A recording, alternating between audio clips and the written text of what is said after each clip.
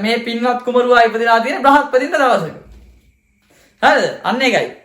දැන් ඒ බ්‍රහස්පති ඉපදිච්ච මම මෙච්චර සුදු. පේනවනේ. මේ සුද්දට සුද්දේ දිස්න ගහන්නේ ඒ නිසා. හරිද? ඇයි hina වෙන්නේ? සුදුයි තමයි මේ පේනවනේ. හරි මං කළුයිද? මං කළුයිද? ඈ? ඔව්. සුදුයි ඒක. දැන් මම ඔප්පු කරලා වෙන්නම් ඈ. නැත්තම් ඔයාලා මට hina වෙනවනේ. හරි? ඔයාලා hina මම ඔප්පු කරලා වෙන්නම් ඈ. මට පොඩි වැඩ. හරිද? මේ පොඩ්ඩක් ඉන්න මම ඔප්පු කරලා වෙන්නම් නා. හරිද?